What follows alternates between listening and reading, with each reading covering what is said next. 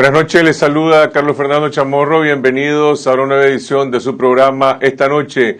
Esta tarde se conoció un pronunciamiento del Movimiento Renovador Sandinista MRS en torno al proyecto de reformas constitucionales en el que plantea que estas reformas pretenden dar más poder político y económico al comandante Ortega. En un momento estarán con nosotros Ana Margarita Vigil, presidenta del MRS, Víctor Hugo Tinoco, diputado de este partido, y María Telles, dirigente del MRS, quien además fue diputada en los años 90 y una de las principales promotoras de las reformas constitucionales de 1995. Empezamos con las noticias del momento. Se conoció hoy una declaración del director de Telcor, Orlando Castillo, en la que brinda su propia interpretación sobre uno de los artículos, o mejor dicho, una de las propuestas de reforma que están en el paquete del Ejecutivo, referida a la obligatoriedad que tendrían el mantenimiento de las bases de datos y registros informáticos en nuestro país. Dice Orlando Castillo que esto es porque el Estado tiene derecho de mantener control sobre Internet y que esto lo hacen otros gobiernos en otras partes del mundo. Además, él da su propia interpretación. Dice porque el gobierno tiene conocimiento de que en este asunto del Internet andan personas en cosas que no deben y que incluso a través de esta reforma se buscaría el control de diferentes centros de información como los cibercafés, porque dice Orlando Castillo que desde esos lugares puede haber gente intentando cosas, con lo cual el director del ente regulador pues ya está insinuando cuál es el objetivo de esta reforma. En la Asamblea Nacional se constituyó la Comisión Especial Dictaminadora del proyecto de reformas que preside la diputada del FCLN, Alba Palacio. Esta comisión la integran 4 diputados del FCLN, 2 del PLI y 1 del PLC. Están abriendo una convocatoria a marcha forzada a una serie de consultas a distintos sectores seleccionados por la comisión. En primer lugar, representantes del Ejército y la Policía, que según el proyecto de ley tendrían un rol más activo en la política y particularmente en las estructuras civiles del gobierno. Serán consultados también el COSEP, el Frente Nacional de los Trabajadores, la Coordinadora Social, que es otra variante del Frente Nacional de los Trabajadores, instituciones del Estado como la Procuraduría, la Corte Suprema, la Secretaría de Asuntos Públicos y Privados de la Presidencia, que es parte también de la estructura que propone estas reformas, la Conferencia Episcopal, las Asambleas de Dios, un Consejo Nacional de Facultades de Derecho y los partidos políticos. Los miembros de la oposición propusieron que se consultara a otros expertos en derecho constitucional, algunos militares en retiro, pero esto no fue aceptado por la bancada oficial. En Estados Unidos, el candidato demócrata Bill de Blasio ganó de forma rotunda la elección como alcalde de la ciudad de Nueva York, con más del 70% de los votos. De Blasio sustituirá a Michael Bloomberg, que estuvo 12 años en el cargo, con un enfoque bastante empresarial de la administración de la ciudad. De Blasio representa un perfil completamente diferente, progresista, es un político que viene del activismo social, con una perspectiva birracial, y amplia a diferentes sectores de la población, y que incluso estuvo en Nicaragua en los años 80 participando en brigadas de solidaridad, desafiando a la política de Ronald Reagan en este país. Por el otro lado, en la ciudad de Nueva Jersey, el gobernador republicano Chris Christie, quien ha gobernado ese estado en los últimos 4 años, fue reelecto y desde ahora se menciona a Christie como un presidenciable en Estados Unidos en las elecciones del 2016. Veamos la noticia en la televisión española. La gente de esta ciudad ha elegido el camino progresista. Palabras en español en su discurso anoche tras confirmarse la aplastante victoria. Di Blasio, el nuevo alcalde de Nueva York, ha conectado con los votantes hispanos y con los afroamericanos. Su esposa es una activista negra y sus hijos de 15 y 18 años han sido un gran apoyo durante la campaña. Anoche salían juntos al escenario con su ya particular saludo. Di Blasio ha prometido luchar contra la desigualdad, mejorar la educación pública, construir viviendas más accesibles y acabar con la práctica policial de parar y cachear a personas sin motivo. Ha habido también elecciones para gobernador en 2 estados. En New Jersey repite mandato el moderado Chris Christie, quien muchos ven ya como el futuro candidato presidencial republicano para el 2016. Y en Virginia los votantes han castigado al candidato del Tea Party y han elegido al demócrata Terry McAuliffe. Ha habido otras muchas consultas, por ejemplo, en Nueva York se ha aprobado la controvertida propuesta de construir grandes casinos al estilo de Las Vegas. Vamos a una pausa y regresamos con los dirigentes del MRS para conocer su reacción y su propuesta ante el paquete de reformas constitucionales que el Ejecutivo ha enviado a la Asamblea Nacional.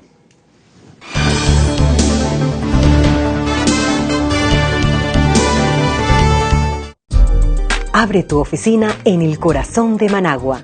Mantenimiento, parqueo, seguridad, todo el espacio que necesitas y además una vista privilegiada. Nuevo 6º piso en edificio Covirsa 2. Toma tu lugar entre las grandes empresas. Covirsa, desarrollando desde 1977. Sustraer o retener los hijos a una madre legalmente encargada de su custodia es un delito y la Ley Integral contra la Violencia hacia las Mujeres lo castiga con penas que van de 2 a 4 años de prisión según su artículo 14. No te quedes callada, denuncia la violencia. Movimiento de Mujeres María Elena Cuadra. Recorra Nicaragua entera con elegancia y seguridad en un vehículo de Lugo Rentacar. En Lugo Rentacar, usted puede alquilar el vehículo de su conveniencia, en las mejores condiciones y a los mejores precios.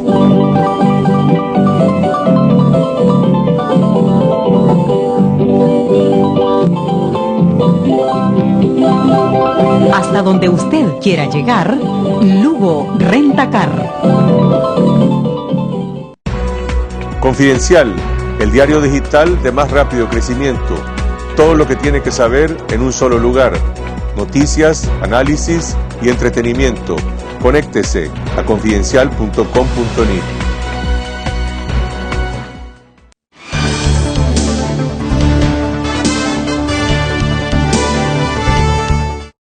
Continuamos en esta noche. Vamos ahora a conocer la posición del MRS sobre el proyecto de reformas constitucionales que más bien a primera vista pareciera un proyecto de contrarreforma en relación a las reformas constitucionales que se establecieron desde 1995. Nos acompaña Ana Margarita Vigil, presidenta del MRS, Víctor Hugo Tinoco, diputado de este partido, Dora María Telle. Buenas noches, Ana Margarita, Víctor Hugo, Dora María. Hola. Gracias por acompañarnos. Dora, vos estuviste en la Asamblea Nacional cuando se aprobó la reforma de 1995. Este proyecto no solo se distancia, sino que prácticamente desmantela muchos de los postulados y de los principios que se establecieron entonces. ¿Cuál es, desde tu perspectiva, la lógica política de lo que persigue el Ejecutivo y el comandante Ortega con esta reforma? Hay que acordarse, gracias Carlos Fernando, hay que acordarse que Daniel Ortega era enemigo a muerte de las reformas del 95. Fue tan enemigo de las reformas del 95 que se impuso hasta que provocó la ruptura, primero de la bancada y después nosotros tuvimos que salirnos del frente para fundar el MRS, justamente porque respaldábamos las reformas del 95 que lo que querían era democratizar las instituciones. La Constitución del 87, como había sido hecha al calor de la guerra, en las circunstancias de guerra, era una constitución centralizadora, con un poder ejecutivo fuerte. La Asamblea Nacional prácticamente no tenía ningún papel y el presidente era el que mandaba sobre todo, incluso nombraba magistrados. Lo que Daniel Ortega siempre se lamentó de esa reforma y lo primero que hizo fue, cuando pudo, ponerse de acuerdo con Arnoldo Alemán en el año 98 para golpear la primera parte de la reforma y bipartidizar, es decir, introducir el bipartidismo institucional, descomponer la Corte Suprema, descomponer el poder electoral, descomponer otras instituciones, poderes del Estado, y siempre se quedó, ¿verdad?, con la necesidad de volver a la Constitución del 87, que a él era cómoda. Y claro, desde el poder A Daniel le molesta mandar ley a la Asamblea Nacional, por eso quiere ahora dictar decretos con fuerza de ley otra vez, ¿verdad? Es decir, le molesta consultar a alguien, le molesta tener ese equilibrio entre poderes del Estado, le molesta la democracia en realidad. Y sin embargo, este proyecto invoca la democracia, habla de una democracia directa, participativa y representativa. Es decir, todo lo que se hace se justifica diciendo estamos promoviendo una sociedad más democrática en la que la población es protagonista de su propio destino y se habla ahora incluso de algunas instancias nuevas de participación directa de la gente. Sí, mira, la introducción de las reformas, cuando vos la lees te das cuenta que es tremendamente cínica y mentirosa, pues, porque te dice que van a hacer tal cosa y el contenido de las reformas es exactamente lo contrario, que van a fortalecer la democracia, ¿verdad? Y lo que están haciendo es concentrando el poder en Ortega y en su familia y dándole más poder político y económico. Te dicen que van a fortalecer la familia y lo que están es pretendiendo que los aparatos políticos de los gabinetes de familia se metan con la vida íntima e interna de las familias nicaragüenses. ¿Qué son los gabinetes de la familia? Todo el mundo habla de los gabinetes de la familia, pero aparentemente o no tienen un rostro claro o no tienen una definición específica. Es decir, ¿dónde funcionan? ¿Cómo funcionan? ¿Qué hacen ahora? Esos aparatos partidarios y se manejan secretamente, pues. ¿Verdad? O sea, los mismos anteriores CPC, cuando se empezaron a articular, los CPC se desprestigiaron muy rápidamente porque la población rechazó, ¿verdad? Esta idea de imposición y de control. Entonces, la idea fue cambiarles de nombre, entonces, pero es la misma idea, ¿no? Aparatos partidarios territoriales, microlocalizados en el barrio, en un lugar específico, que trata de controlarte y dictarte cómo vas a vivir y cómo vas a hacer las cosas en tu familia y en tu barrio. Esta reforma no explícitamente no se propone o no dice vamos a cambiar el sistema electoral, sin embargo introduce cambios fundamentales. Se habla de la importancia de la legitimidad política, del consenso, pero elimina el sistema de la segunda vuelta o de la doble vuelta que se estableció en el 95 y por el otro lado, básicamente el futuro presidente se elegirá por mayoría relativa y al eliminar lo que las prohibiciones que establecía la reforma del 95 sobre la reelección presidencial, se establece prácticamente un sistema de reelección indefinida. ¿Cómo lo interpretan ustedes? Es interesante, se están preparando para tener poder fuera del poder, porque ellos no necesitarían hacer esta reforma electoral dentro de la Constitución, como no necesitarían hacer toda la reforma constitucional. Es decir, ellos están preparándose para una condición adversa, en donde el orteguismo, la familia Ortega Murillo, pueda reposicionarse con un techo más bajo, sin problemas, sin tener que cumplir con los requisitos y los candados establecidos previamente. Eso pues nos tiene que dar otra lectura, además de el tema de la concentración de poder actual en manos del orteguismo, es como ellos están leyendo la situación. Ellos están viendo varias amenazas reales. ¿Por qué lo están haciendo ahorita? Porque quieren desviar la atención sobre el tema de los rearmados, sobre el tema del dengue que se los está comiendo, sobre el tema de M-Peso, es decir, sobre las movilizaciones sociales que pueden generarles problemas y además bajar su apoyo, que de por sí no ha logrado pasar su techo específico. Pero objetivamente hablando, el partido de gobierno en este momento tiene la sartén por el mango, es decir, van a convocar a una consulta en la Comisión de la Asamblea Nacional para llenar una formalidad. No necesitan de nadie, ni de la oposición ni nadie para aprobar esta reforma. Ya tienen los votos y por el otro lado la oposición, por lo menos la oposición parlamentaria, acude a este evento en una posición de máxima debilidad en comparación a cómo estaba hace 5 años. Hace 5 años Ortega no podía hacer esta reforma, aunque Ana Margarita dice que están reaccionando a movimientos sociales, hace 5 años no lo podía hacer, ahora sí lo puede hacer. Mira, la posición de la bancada democrática en la que es parte el grupo parlamentario del MRS fue clara. En primer lugar, está clarísimo que rechazo total a la reforma constitucional.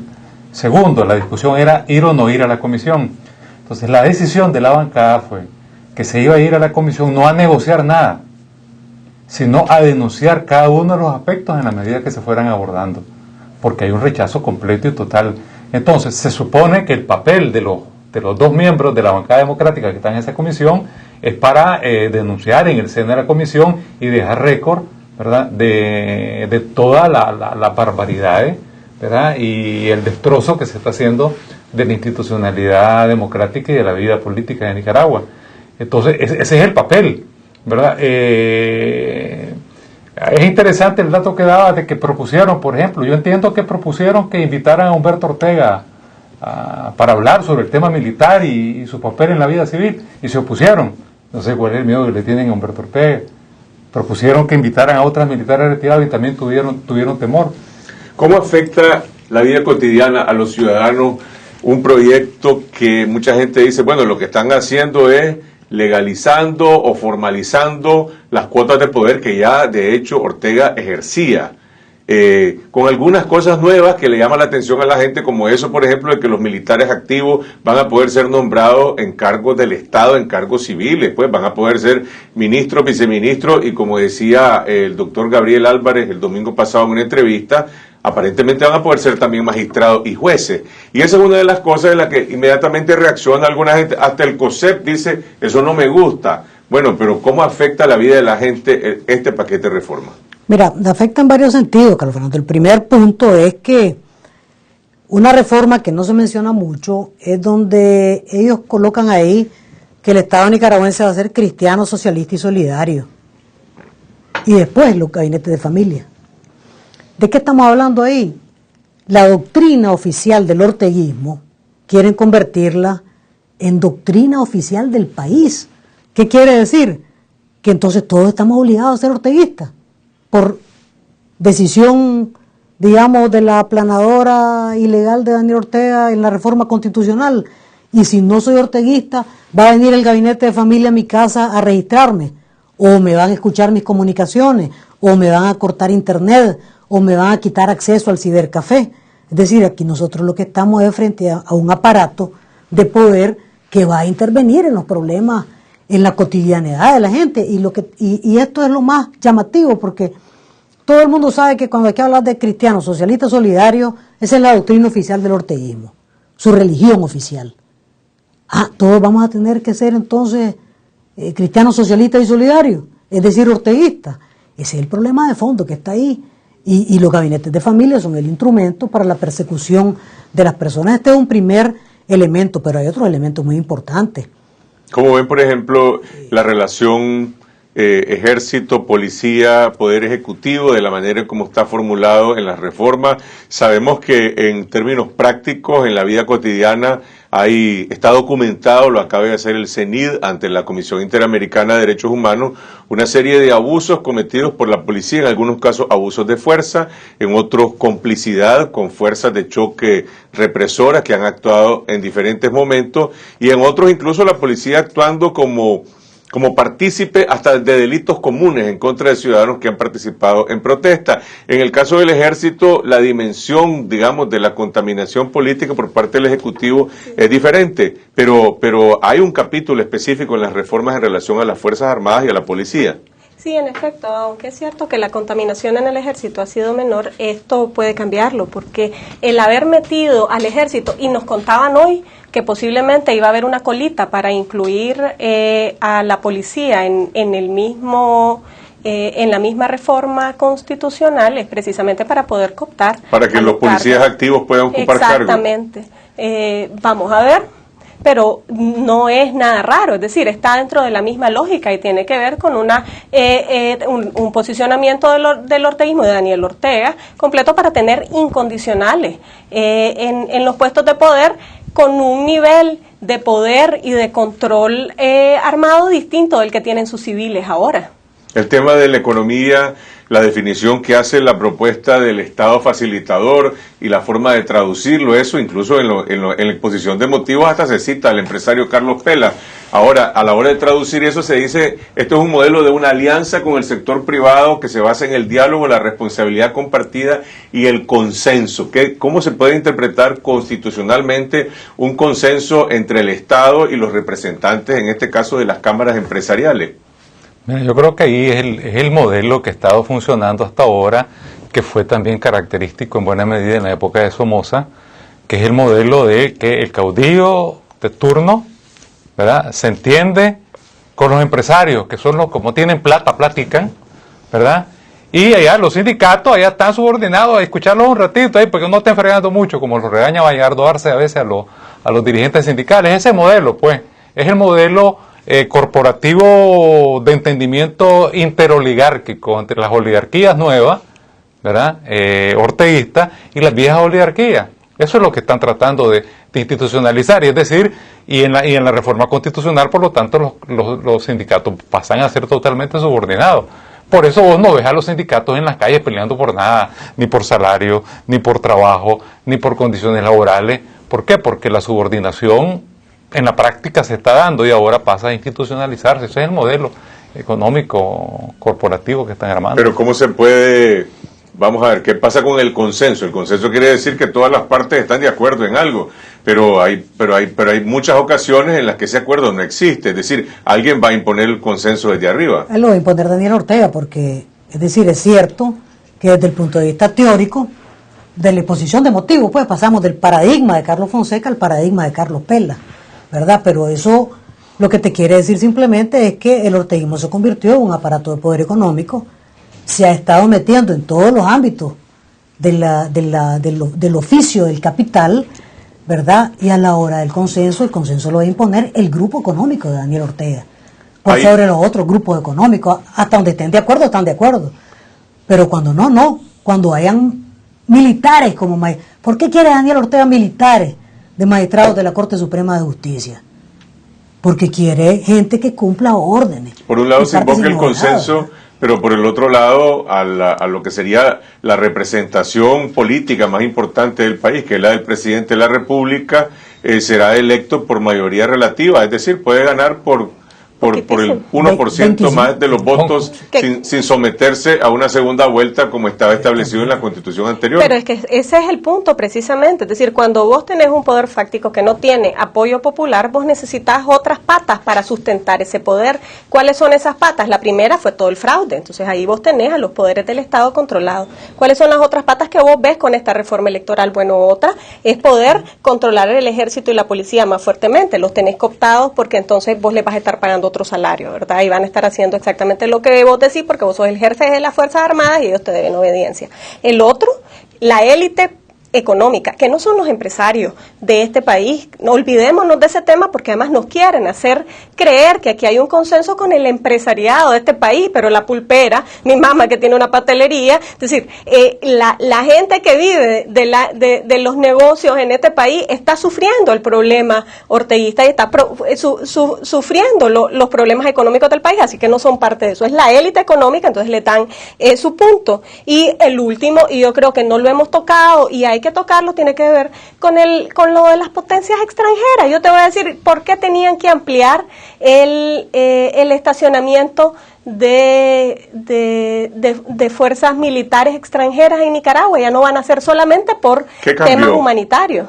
¿Qué cambió? Que antes era por derechos humanos, para fines humanitarios, y ahora es para adiestramiento, para instrucción, es decir, ahora van a tener bases militares que no van a tener ese nombre. Aprobado por la Asamblea Nacional. Claro. Sí, pero asociarlo eso con el canal, como decía Ana Margarita, asociarlo eso con el canal interoceánico, vos lo que podés pensar, yo te estoy obligada a pensarlo, que si Wang Jing le pide que para custodiar el canal interoceánico tiene que estar aquí el ejército chino en labores de instrucción al ejército de Nicaragua, eso va a ser posible. Acaban de abrirlo en la Constitución. Es una cosa gravísima. Es decir, abrir las puertas a que una potencia extranjera ocupe militarmente Nicaragua. Ese es el punto. Y viene de la mano del acuerdo canalero con Wang Jing. Que tiene un artículo en la propuesta de reforma en el que básicamente dice que que el canal interoceánico es un objetivo estratégico, el Estado tiene un mandato de buscar una concesión y que eso no se puede cambiar si uno cuenta con el 60% de los votos. No dice la concesión de Wang Jing, pero se supone que está basado para decir que la concesión a Wang Jing está cobijada por la Constitución. Aunque haya sido antes de esta reforma impuesta y fraudulenta, ¿no? Pero van a decir que eso legitima, pues. Y eso va a seguir siendo de facto. El acuerdo Wang Jing-Ortega va a seguir siendo de facto, con todo y reforma. Ahora, hay un punto adicional, Carlos Fernando, en el acuerdo Wang Jing.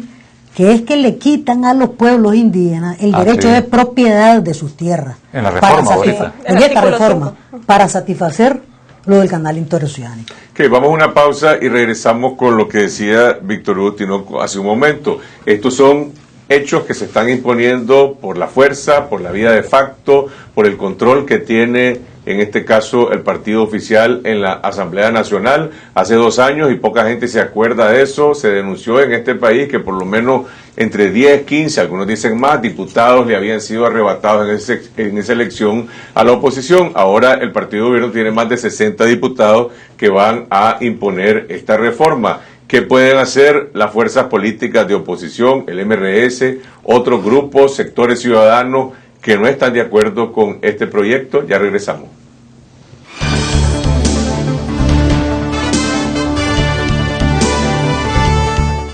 La Diabla, convertimos el más delicioso sabor de la carne asada nicaragüense agregándole productos de primera calidad.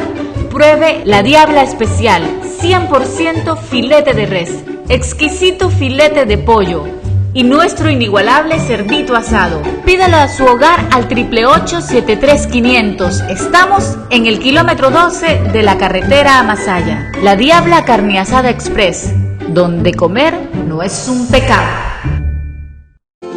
¿Y vos qué pensás? En algunas ocasiones creo que es lo mejor. Tal vez cuando sea una violación de una niña de 12 años. Por una malformación congénita en su bebé, yo creo que es mejor. Hay personas que tienen cáncer y... ¿Cómo va a morirse la mujer y dejar a su otro hijo? Nace el niño y muere la madre. La ley no miran. ¿Y mis hijos? Si la vida de la madre está en riesgo. Obligarle que ella pueda parir, no se puede. Debería de ser legal. No es lo mismo que me lo cuenten a que lo viva. Aborto terapéutico. ¿Y vos qué pensás? ¡Ya comenzó de humo! Es pura información de entretenimiento. ¡Comencemos! 1000 emociones por segundo. Trajimos plata para nuestro país. Respecto de que para que me ponen cuando la gente. Vamos a estar dando un concierto bien fiera. La mayoría de mi tiempo está ahí en el baile porque eso es lo que a mí me fascina. Aquí te vamos a presentar lo más de humo en tecnología. Yo quiero ser maquillista profesional porque me gusta crear personajes.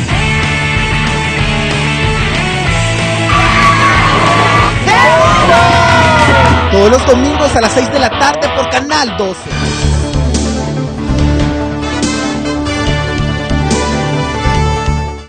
Continuamos en esta noche, estamos conversando con Ana Margarita Vigil, Víctor Hugo Tinoco, Dora María de Telles del MRS, a propósito de la posición de este partido sobre el proyecto de reformas constitucionales. El proyecto está en la Asamblea, será sometido a una especie de consulta, pero se da por un hecho, como dijo hoy Alba Palacio, que en un plazo más o menos cercano a un mes será aprobado con las modificaciones que en todo caso quiera hacerle, o los agregados que quiera hacerle el Poder Ejecutivo.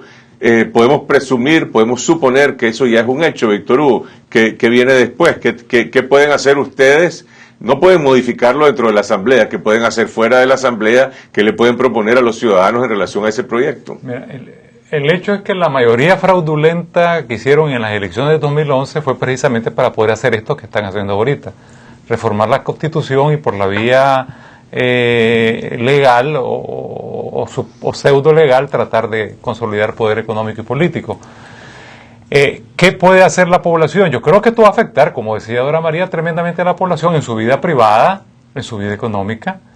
Esta propuesta de reforma constitucional no me cabe la menor duda que es una carreta de leña seca a la orilla de las pequeñas hogueras de violencia armada que hay en las montañas del país. No me cabe la menor duda que esto, en esa gente que está allá en el fondo, en la profundidad, y está viendo todo esto, cómo se está imponiendo, dicen, esto me confirma que aquí no hay nada más que hacer. ¿Me explico? Es decir, esto es una tremenda amenaza. O sea, realmente este es un parteagua tremendo en la vida política de Nicaragua, porque ya la frustración y la desesperación, como señala la Iglesia Católica, que viene habiendo en muchos sectores, que lo llevaba a la violencia política, ¿verdad?, va a empezar a alimentarse con todo esto. Entonces, yo creo que es Ortega está efectivamente repitiendo todo ese ciclo. Entonces, no nos queda más a toda la población que luchar políticamente para denunciar, para rechazar y para movilizar a la población, porque la población tiene que movilizarse. Porque si la población no se va movilizando en torno a sus intereses, en torno a sus luchas y en rechazo a todas estas arbitrariedades y esta concentración de poder, pues obviamente se va a ir abriendo y ensanchando la puerta de los que pierden la esperanza. Pues. ¿Ustedes consideran que en este momento hay conocimiento de parte de la población en torno a este proyecto, a las consecuencias que podría tener? ¿La gente está enterada de qué es esta reforma? ¿La entiende? ¿Hay algunas expresiones de reacción a esto? No hay completa claridad, pero el tema de la militarización del Poder Ejecutivo y del Poder Judicial ha sido como uno de los temas principales alrededor de los malestares. Ese ha sido nuestro termómetro. Ahora, eso es parte del reto nuestro como políticos, de ustedes como medios de comunicación, poder terminar de desmenuzar, como lo estamos haciendo también con la estafa canalera y con las otras estafas del orteguismo. ¿Qué es lo que hay detrás para poder generar esa movilización? Hola, María. Mira, yo creo que hay mucha oscuridad, ¿verdad?, sobre la reforma constitucional. Es decir, solo algunos aspectos, como decía Ana Margarita, son los que están claros, pero, por ejemplo, la gran pregunta es, bueno, la juventud de Nicaragua, ¿se siente o no se siente afectada si le quieren controlar Internet? Si doña Rosario Murillo va a decidir lo que van a ver en YouTube o no. Si Daniel Ortega va a decidir los espacios de Internet que van a quedar disponibles, como se hace en otros países que te cierran, ¿verdad? Te cierran servicios, te cierro el Twitter, te cierro el Facebook, te cierro YouTube porque esas cosas no son buenas y te vas a montar aquí como está diciendo Nicolás Maduro. Pero este no es un modelo chino o cubano, este es un modelo que se ha implantado sobre la vía de una represión pareciera más bien selectiva, es decir, a quien desafía al gobierno, el gobierno lo reprime y lo reprime duro. Este no es un autoritarismo suave, cuando se trata de reprimir, reprime. No se está planteando desde la óptica del gobierno controlar Internet como en China. Pero ahora ya no, sí se lo está planteando. Es decir, el problema es que se lo está planteando. Se está planteando un modelo de control total, es decir, el modelo de gabinetes de la familia, el modelo de control de Internet, ¿verdad? El modelo de control de las comunicaciones en general está planteado, el modelo que te obliga a tener una ideología y una doctrina determinada, ¿verdad? Eso está puesto sobre la mesa, no es que no está puesto, y eso está puesto porque lo quieren hacer.